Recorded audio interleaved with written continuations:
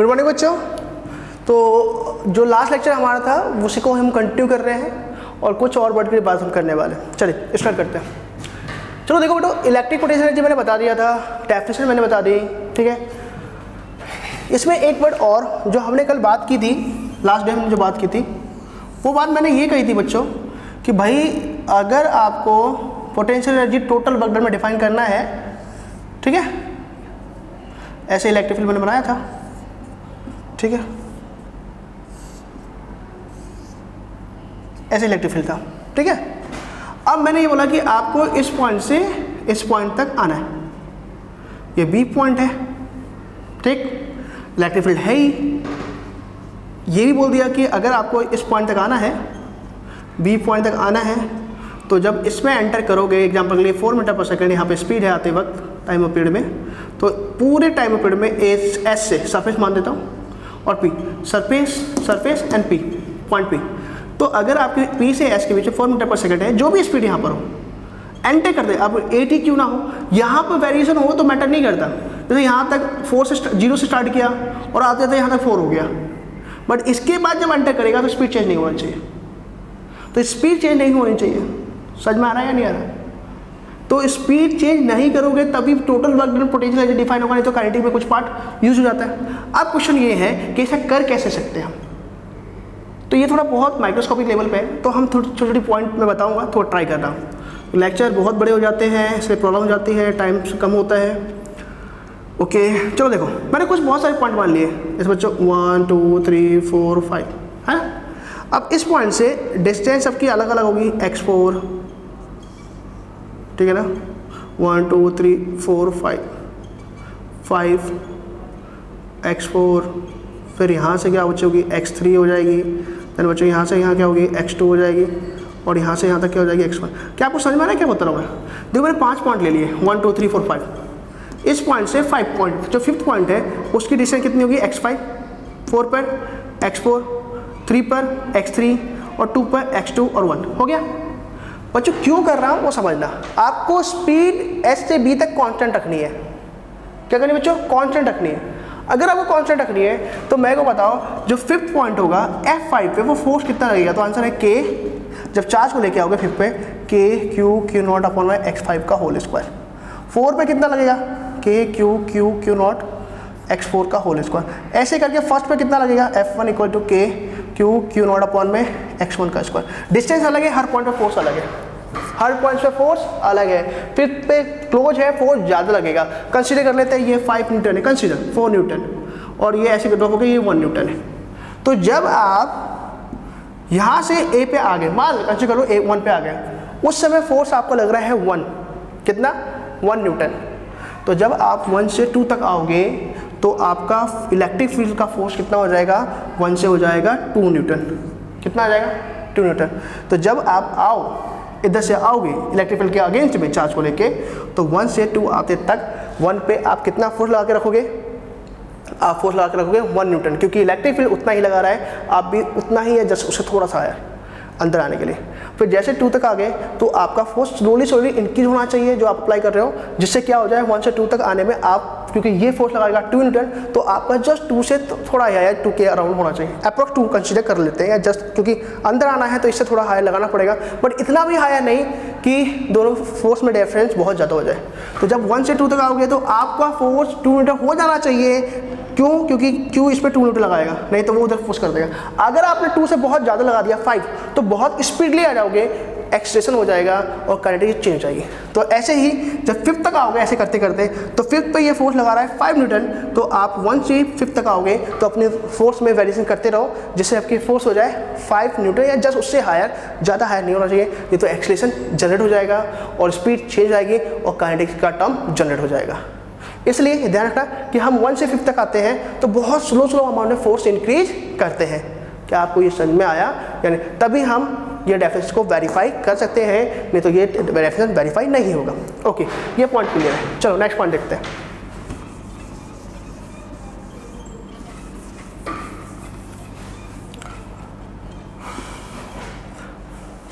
बच्चों अब मैं इलेक्ट्रिक पोटेंशियल की डेफिनेशन समझा रहा हूँ, वो समझना।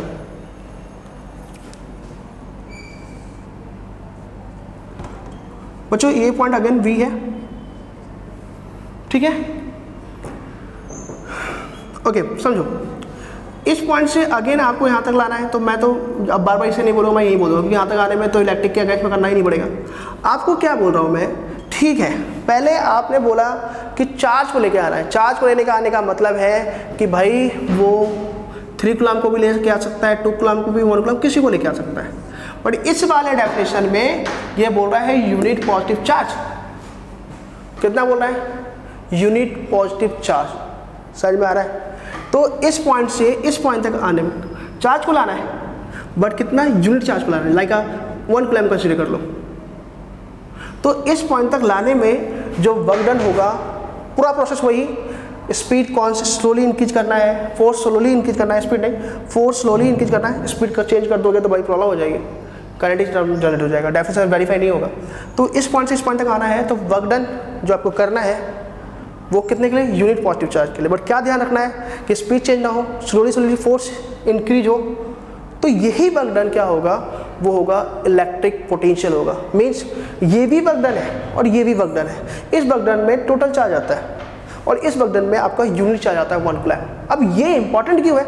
बाकी डेफिनेशन सब सेम है कि इस पॉइंट से यहाँ तक आना है तो स्पीड में आपको वेरिएशन नहीं करना होगा, फोर्स में बहुत स्लोली इनफाइनेटली स्मॉल अमाउंट में चेंज करना होगा।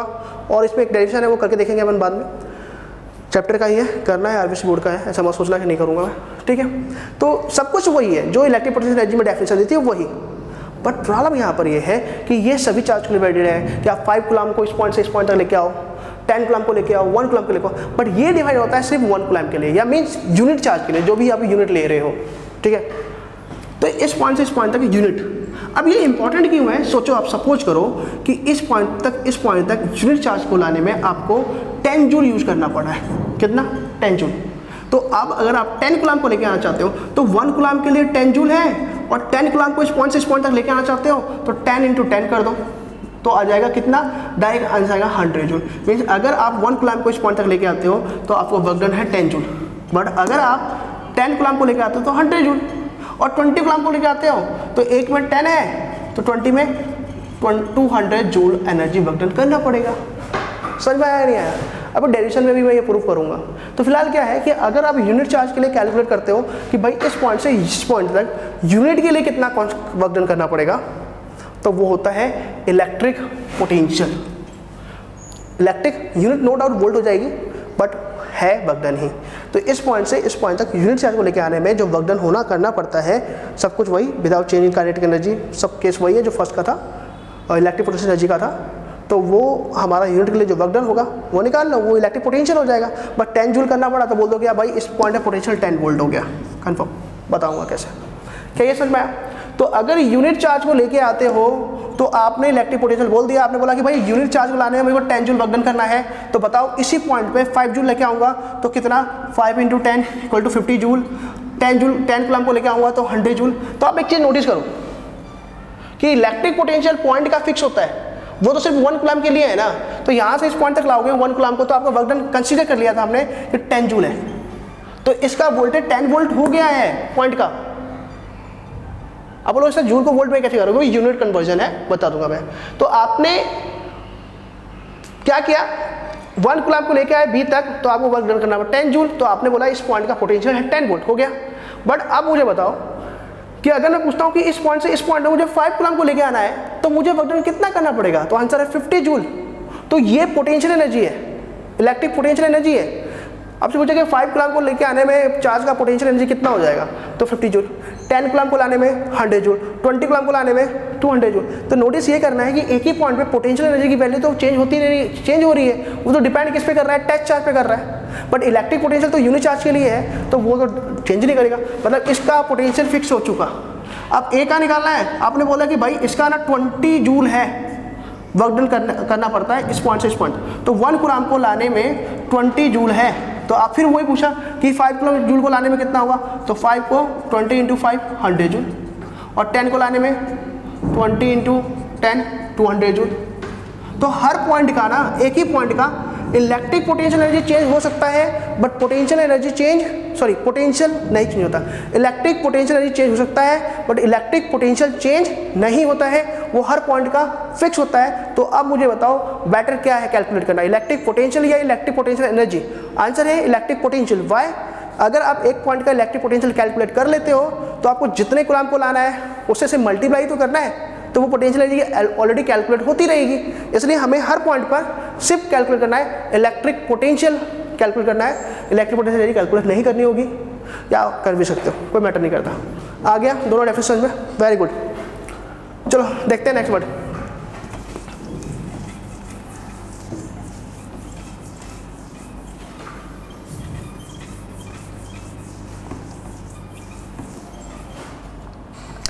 नेक्स्ट वर्ड बच्चों है हमारे पास electric potential difference. Electric potential difference बच्चों, सिंबल भी देख लो आप, कई जगह यूज किया जाता है। अगर आपसे पूछता है इलेक्ट्रिक पोटेंशियल एनर्जी, वो होती है यू से डिनोट। इलेक्ट्रिक पोटेंशियल वो होता है बच्चों वी से। इलेक्ट्रिक पोटेंशियल डिफरेंस वो डेल्टा वी से होता है, और वो होता है क्या, दो पॉइंट के बीच में जैसे बी से ए तक ले जाना चाहते हो तो वी ए माइनस वी बी होता है, करते हैं बात, डेल्टा वी होता है। अब ऐसे मान लो v v minus V A upon नहीं तो चार्ज में डब्लू में क्यू नोट लगाना, वो बताऊंगा कैसे होता है, ये हो जाएगा। चलो देखते हैं। या फिर ए से बी से ए तक ले जाते हो तो वी ए minus v b final initial करते हैं। इसके बाद तो डिनोट करते हैं डेल्टा वी से। चलो हम देखते हैं कुछ पॉइंट। बच्चों क्या है, सपोज करो अब मैं रेफरेंस पॉइंट बता रहा हूँ जो ध्यान रखना है आपको। ये पूरा इलेक्ट्रिक फील्ड है, ये पॉइंट है बी और ये है पॉइंट ए, टच चार्ज ये रहा, इससे डिस्टेंस है r1 और इससे है डिस्टेंस r2। अच्छा बच्चों अब आपसे पूछे भाई कि इस पॉइंट का पोटेंशियल बताओ, तो पोटेंशियल इलेक्ट्रिक पोटेंशियल बताओ, तो वो तो होगा वी वी होने वाला है, नो डाउट।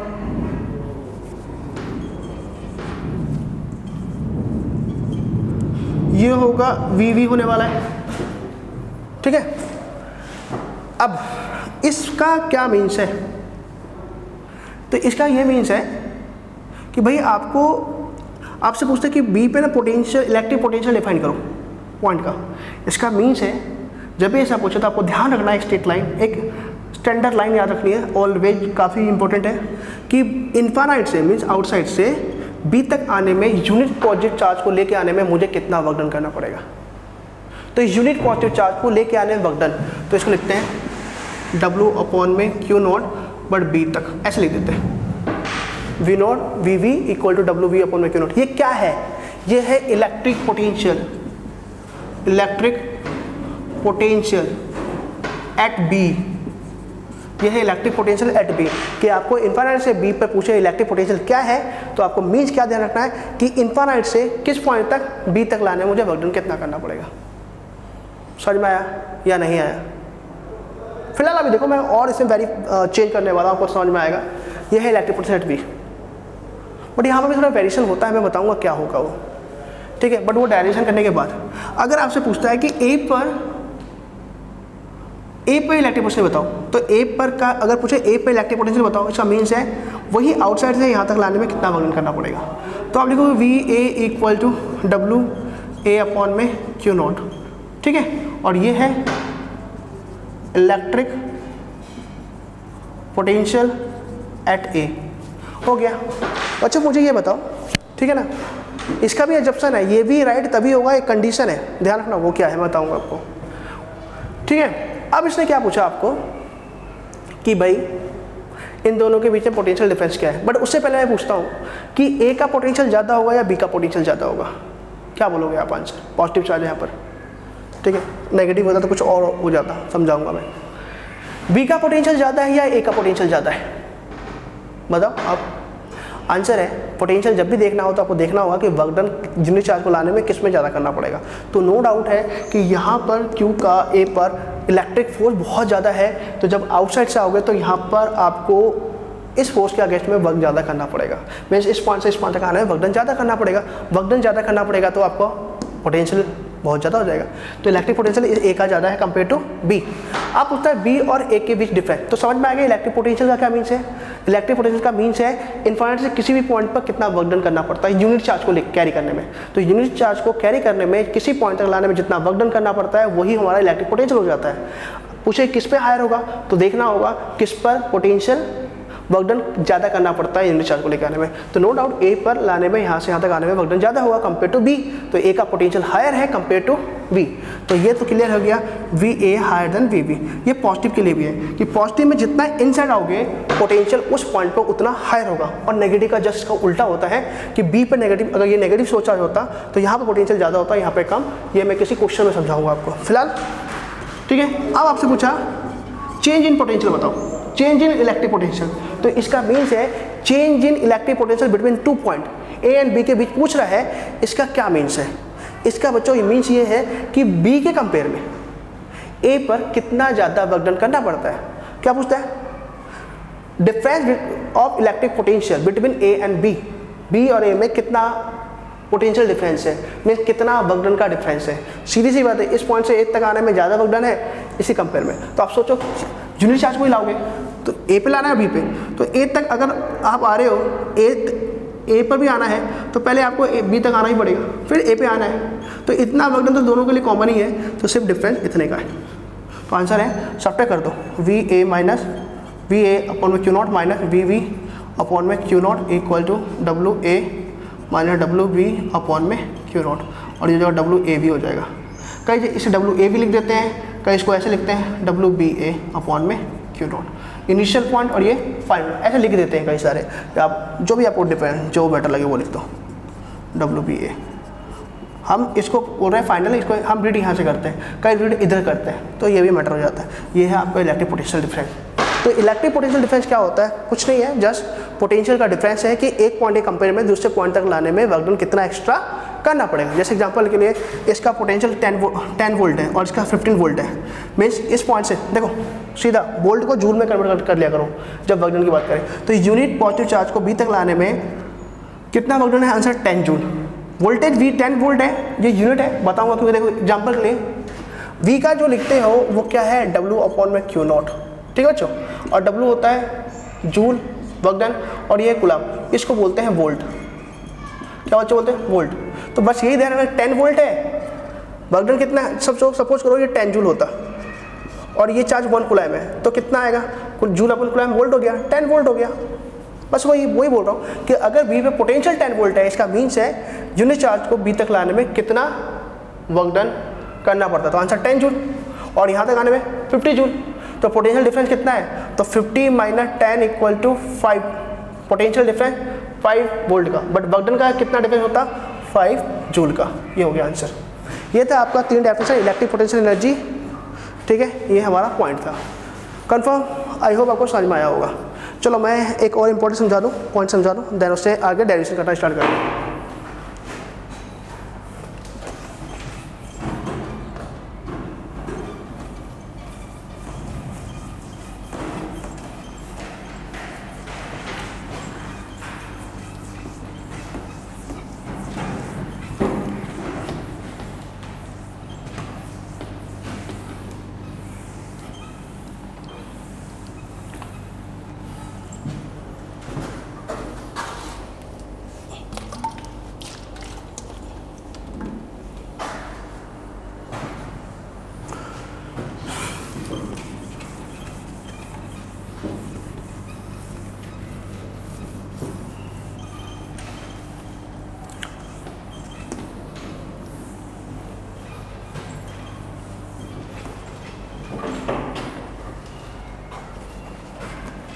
कुछ बहुत मेहनत करनी पड़ती है आपके वीडियो क्लास अपलोड करने में,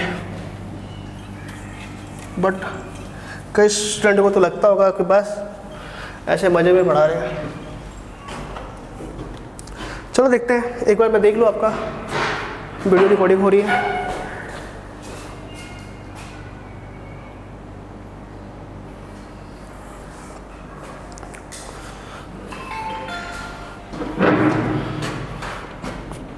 चलो देखते हैं कुछ और पॉइंट। देखो, work done by electric field equal to minus work done by external force. अब ये क्यों है वो देखते हैं, ठीक है। अच्छा बच्चों, अगर ऐसे लिख दो मैं W electric equal to W external, तो ध्यान रखना इसमें माइनस आ जाएगा। अब ये क्यों है देखते हैं बच्चों। अब सपोज करना ये मेरे पास एक इलेक्ट्रिक फील्ड है, यूनिफॉर्म इलेक्ट्रिक फील्ड, कंसीडर कर लेते हैं। कर लिया कंसीडर। एक इसमें हर पॉइंट पे इंटेंसिटी सेम ही होगी। ये पॉइंट ए है, ये पॉइंट बी है, ठीक है। क्यों? अब बच्चों मुझे क्या करना है, इलेक्ट्रिक फील्ड की डायरेक्शन इधर है ना, मैं 2 पॉइंट बना लेता हूँ। इलेक्ट्रिक फील्ड की डायरेक्शन इधर है, कंफर्म। इलेक्ट्रिक फील्ड ये है यूनिफॉर्म इलेक्ट्रिक फील्ड, ठीक, ओके। अब नेक्स्ट पॉइंट बच्चों ये है मेरा कि सपोज करो मुझे इसको इस साइड लेके आना है। किस साइड? इधर। इलेक्ट्रिक फील्ड में डिस्प्लेसमेंट चेंज हो रही है, तो मुझे वर्क डन जो करना पड़ेगा, डिस्प्लेसमेंट मानो dx है और फोर्स है F। थोड़ा सिंपल सा मैं अलग समझा दूं, ऐसे समझ लो।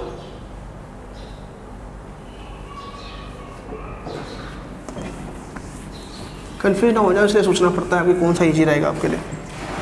सपोज करो आप कि एक पॉइंट चार्ज है और इसका इलेक्ट्रिक फील्ड है।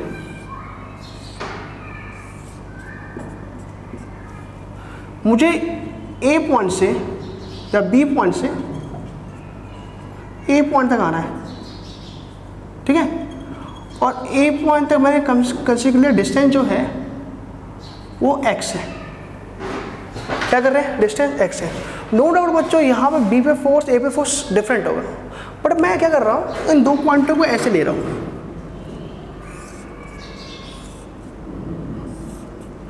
ये रहा बी और ये रहा ए, तो ये ऐसे है, जस्ट क्लोज है। इसको अवे करके मैं दिखा रहा हूँ। तो हम ये कंसीडर करें, नो डाउट कितने भी क्लोज हो, फोर्स की वैल्यू थोड़ी डिफरेंट होने वाली है। बी पर डिफरेंट होगी क्योंकि अगर चार्ज है तो वो फोर्स डिपेंड करता है कि Q1 Q2 अपॉन में R square, source charge attach charge. तो यहाँ पे Q और Q0 है, तो Q और Q0 फोर्स तो यही होने वाला है, ठीक है। अब चाहे डिस्टेंस थोड़ी भी चेंज हो गई, फोर्स चेंज होगा, नो डाउट, कंसीडर करते हैं, होता है ऐसा। हम ये कैसे करते हैं कि पॉइंट बहुत क्लोज है, तो फोर्स का ये बी पॉइंट है और ये मेरा ए पॉइंट है, 2 पॉइंट ले रहा हूँ मैं। तो 2 पॉइंट लेने, दोनों के बीच में गैप बहुत लेस है, तो मैं कंसीडर कर सकता हूँ फोर्स का जो डिफरेंस होगा वो नेग्लिजिबल होगा।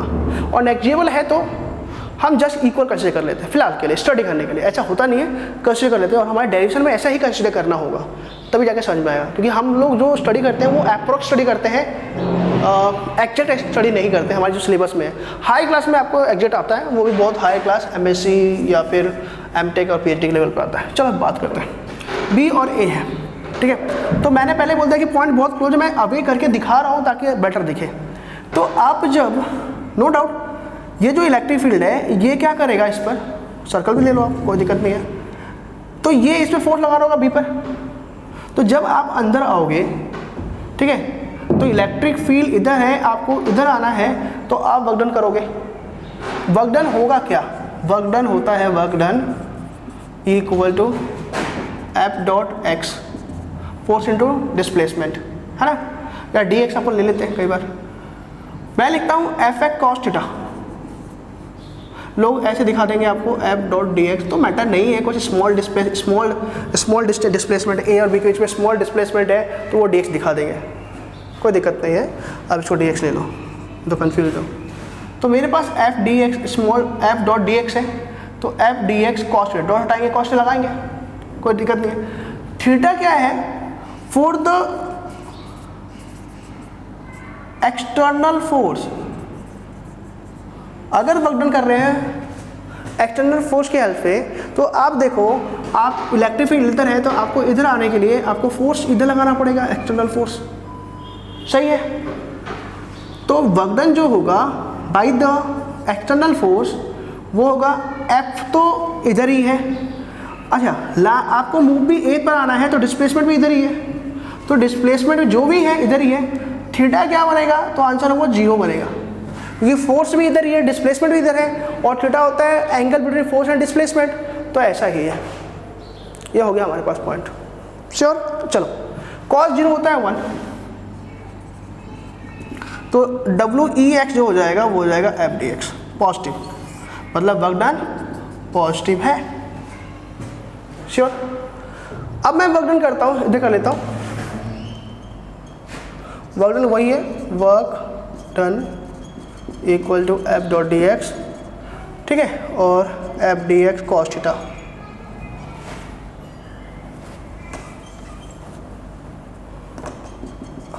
F D x cos theta, ठीक है बच्चों। इस बार work done external electric field के थ्रू होता है, फॉर द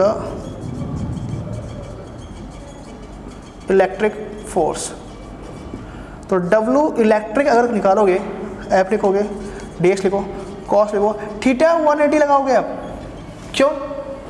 सोचो इलेक्ट्रिक फोर्स किधर है बच्चों? इलेक्ट्रिक फोर्स इस पर एफ इलेक्ट्रिक इधर लग रहा है और डिस्प्लेसमेंट आप इधर कर रहे हो, तो सीधी बात electric positive charge electric field इधर लगेगा, इलेक्ट्रिक फील्ड इंटेंसिटी इधर लगेगी, फोर्स इलेक्ट्रिक फील्ड का इधर लग रहा है, आउटसाइड लग रहा है, कोई टच आ रहा है, कोई टच आ रहा है तो इलेक्ट्रिक फोर्स इधर ही लग रहा है ना, नो डाउट। डिस्प्लेसमेंट इधर हो रहा है, आप लेके इधर आ रहे हो, तो इलेक्ट्रिक फील्ड के एंटी में डिस्प्लेसमेंट हो रहा है। तो इलेक्ट्रिक फील्ड ने कितना वर्क डन किया? एफ डी एक्स माइनस का 1 minus F D x, since cos 180 equal to -1 होता है बच्चों। तो यही क्लियर है कि इस इक्वेशन देखो, ये जो हमारा आंसर आया एफ इलेक्ट्रिक, ठीक है ना, इक्वेशन सेकेंड, और ये इक्वेशन कौन सा हमारे पास? फर्स्ट है। तो दोनों को देखोगे तो इसमें माइनस एफ डी एक्स, उसमें प्लस एफ एक्स, तो वही हमने बोला कि f e x external equal to minus डब्ल्यू ई एक्स। चलो एक चीज़ देखो, समझो, ऐसे समझ लो, ये तो क्लियर है ही। अब एक चीज़ समझ लो, ऐसे समझ लो, देखो बच्चों, फोर्स आप एक्सटर्नल फोर्स के अकॉर्डिंग वर्क डन कर रहे हो, ए बी टू ए, तो f e equal to f D x करना पड़ा। इसी दो पॉइंटों के बीच में आप इलेक्ट्रिक फील्ड के लिए कर रहे हो तो माइनस एफ डी एक्स आया, तो आप इधर से इस साइड जाओ या इस साइड से इधर आओ, मतलब इलेक्ट्रिक फील्ड ने जो वर्क डन किया और एक्सटर्नल फील्ड ने वर्क डन किया, डिस्प्लेसमेंट उतना ही है और हम कंसीडर करें फोर्स उतना ही कांस्टेंट है, तो आप एक्सटर्नल फोर्स भी जस्ट किसके इक्वल लगाते हो? इलेक्ट्रिक के इक्वल लगाते हो ना, तो दोनों वर्क डन तो सेम ही होगा, by the electric field by the external field, दोनों वर्क डन सेम ही है, क्योंकि आप उन्हीं दो पॉइंटों के बीच में कर रहे हो। किन दो पॉइंटों के बीच में? दो पॉइंट, और वर्क डन स्केलर क्वांटिटी है, तो वो डायरेक्शन पर डिपेंड नहीं करता कि आप इधर से आ रहे हो या इधर से आ रहे हो, तो वर्क डन तो दोनों के लिए सेम है, इलेक्ट्रिक फील्ड करें या कौन करें, एक्सटर्नल फील्ड करें, एक्सटर्नल फोर्स करें, तो इलेक्ट्रिक फोर्स करें या एक्सटर्नल फोर्स करें, वर्क डन तो दोनों का सेम ही होगा।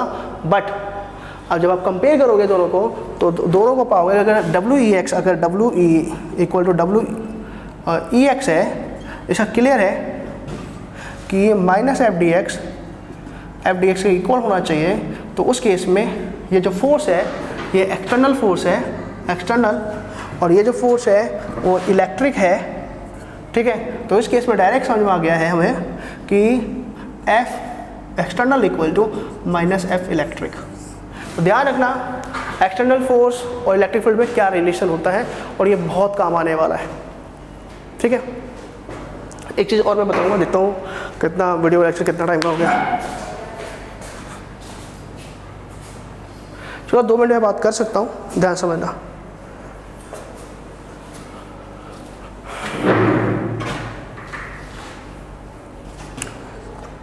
क्या इतना क्लियर है बच्चों? ओके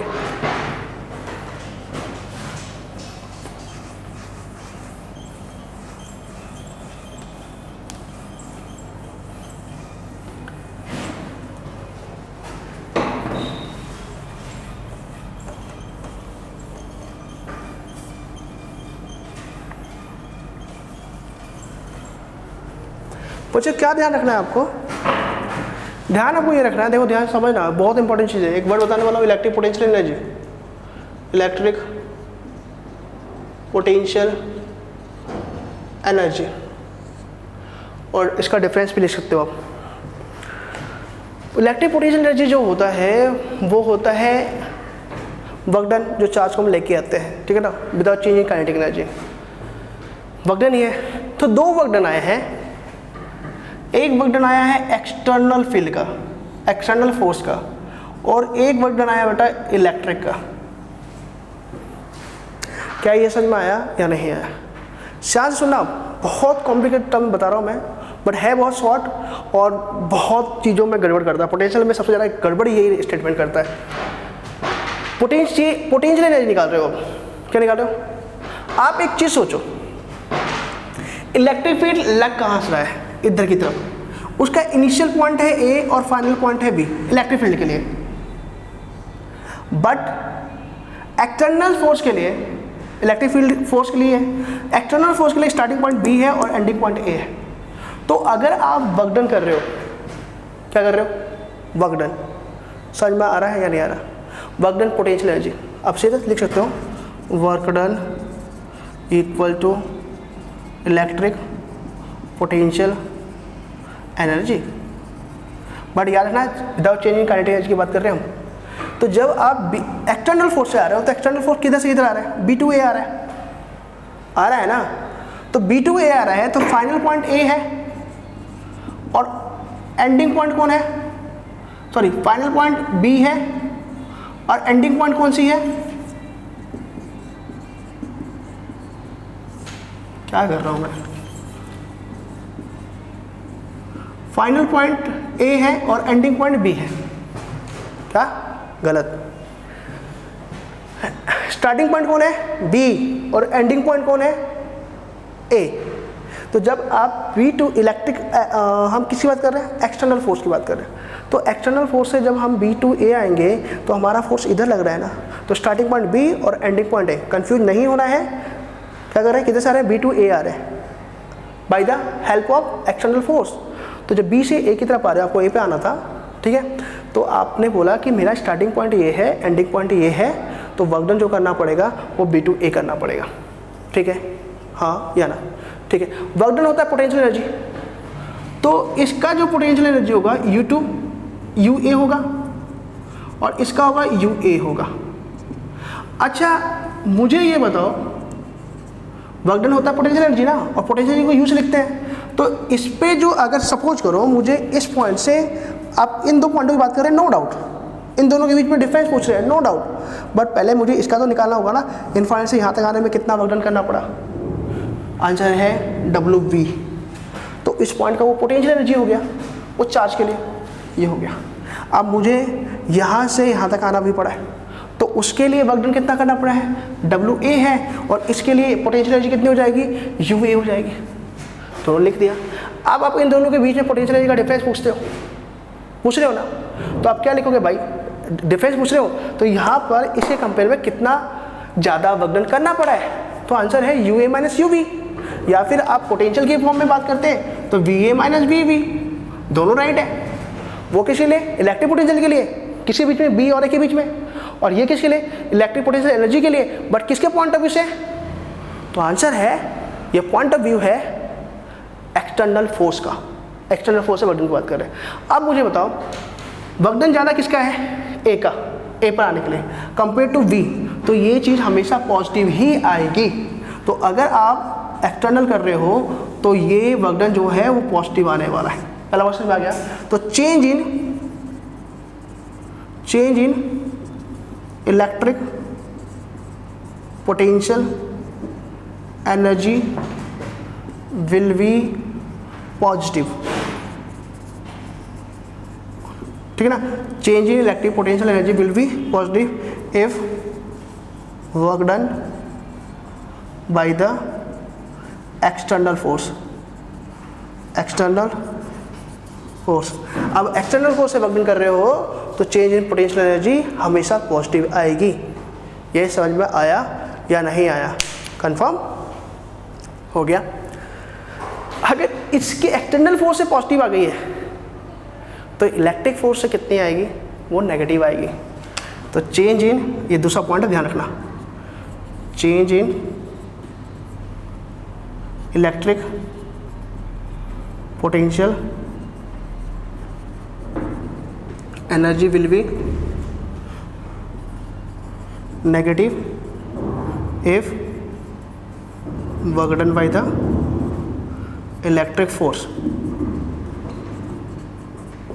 अगर इलेक्ट्रिक फोर्स से कर रहे हो, change in electric potential energy will be negative if work done by the electric force. ये पोटेंशियल एनर्जी के लिए वैलिड है और ये वैलिड किसके लिए है? इलेक्ट्रिक पोटेंशियल के लिए वैलिड है। अब ऐसा क्यों है, आप वो भी पूछ सकते हो, कोई दिक्कत नहीं है।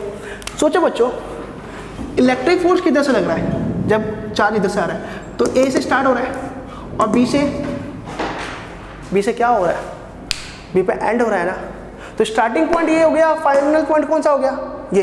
तो अगर चेंज इन इलेक्ट्रिक पोटेंशियल पूछ रहे हो आप, change in electric potential energy, ठीक है, या electric potential due to electric field, तो वो आप डेल्टा वी लिखोगे, डेल्टा यू जो लिखोगे change in final minus initial.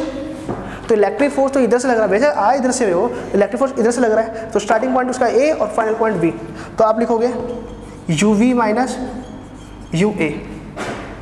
क्या लिखोगे? U v minus u a. समझ में आया या नहीं आया? U v minus u a, but ये वैल्यू नेगेटिव होगी। क्यों नेगेटिव होगी?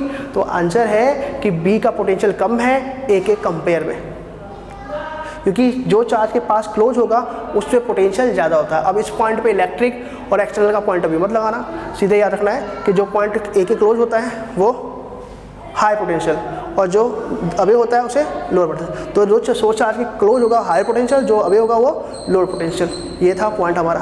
कंफर्म समझ में आ रहा है? तो जब इलेक्ट्रिक फील्ड करो, इलेक्ट्रिक फोर्स से वर्क डन निकालोगे, पोटेंशियल चेंज निकालोगे, तो इनिशियल पॉइंट तो ये ऐसे लग रहा है, उधर से एक्सटर्नल से इधर लग रहा था, वो इनिशियल ये रहा, फाइनल ये रहा। इलेक्ट्रिक से तो ऐसे लग रहा है, तो इनिशियल ये रहा, फाइनल ये रहा। तो ये हमेशा ऐसे ही आता है। तो ध्यान रखना, चेंज इन हो गया, ये पॉइंट सब लिख लिया होगा।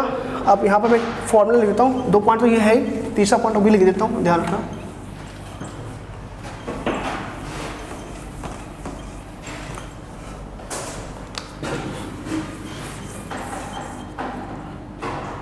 तो चेंज इन, ये तो पॉइंट लिख ही दिया मैंने, delta u equal to minus डब्ल्यू एक्सटर्नल। ध्यान रखना ये एक इंपॉर्टेंट पॉइंट है। पर delta u plus external electric external, ध्यान रखना ये कि अगर एक्सटर्नल से वर्क डन करते हो तो वो positive change in potential energy देगा। बट अगर वर्क डन करते हो किसके, अगर आप वर्क डन करते हो इलेक्ट्रिक से और आप सोचते हो भाई पोटेंशियल एनर्जी निकालो, पोटेंशियल का डिफरेंस निकालो, वर्क डन किससे करते हो? इलेक्ट्रिक से। तो आपको जो इलेक्ट्रिक का वर्क डन आएगा उस पर नेगेटिव लगा करके पोटेंशियल एनर्जी का डिफरेंस लिखना है। समझ में आया क्या बोला मैंने? अगर आप वर्क डन निकालते हो इलेक्ट्रिक फील्ड के थ्रू, किसके थ्रू? इलेक्ट्रिक फील्ड के थ्रू, और फिर क्वेरी करें calculate change in potential energy, तो जो वर्क डन आया उसका नेगेटिव लगा दो, वो हो जाएगा। बट अगर वो बोलता है work done by the electric field, sorry external force, अगर वर्क डन एक्सटर्नल फोर्स से निकालता है तो कुछ मत करो, जो वर्क डन आया वो का वही potential energy, change in potential energy होगा। अगेन लास्ट 2 पॉइंट ध्यान रखना कि अगर आप वर्क डन एक्सटर्नल फोर्स से कर रहे हो तो जो आंसर आया विथ वही साइन आपका चेंज इन पोटेंशियल एनर्जी हो जाएगा। बट अगर आप वर्क डन इलेक्ट्रिक फील्ड से कर रहे हो और मेंशन है कि वर्क डन इलेक्ट्रिक फील्ड का है, तो उसका जो भी आंसर है उसका साइन चेंज कर दो, वैल्यू वही रखो, चेंज इन पोटेंशियल एनर्जी उसके इक्वल होता है। तो इलेक्ट्रिक फील्ड से आता है जो भी वर्क डन, उसको मैं नेगेटिव साइन लगा दो, नेगेटिव हो जाएगा तो पॉजिटिव हो जाएगा, और पॉजिटिव है तो नेगेटिव हो जाएगा। तो यही आंसर है कि अगर एक्सटर्नल फील्ड से वर्क डन नेगेटिव आ रहा है तो change in potential energy positive होगा। अगर इलेक्ट्रिक फील्ड से वर्क डन पॉजिटिव आ रहा है तो change in potential energy negative जाएगा। क्लियर है, ओवरऑल क्लियर है। दो क्या स्टेटमेंट ध्यान रखना है, बहुत इंपॉर्टेंट है आगे के लिए। First, work done by the electric field निकाल रहे हो, work done by the electric field निकाल रहे हो तो जो भी आंसर आया वर्क डन का उसका साइन चेंज कर दो। अगर प्लस आया तो potential energy change potential minus, और माइनस आया तो प्लस। क्लियर। तो work done by the external force, external force तो चेंज इन पोटेंशियल एनर्जी वो का वही answer. But work done by the electric force तो जो साइन आया उसमें नेगेटिव लगा दो, वो चेंज इन पोटेंशियल एनर्जी दे देगा। आज के लिए इतना ही, थैंक यू।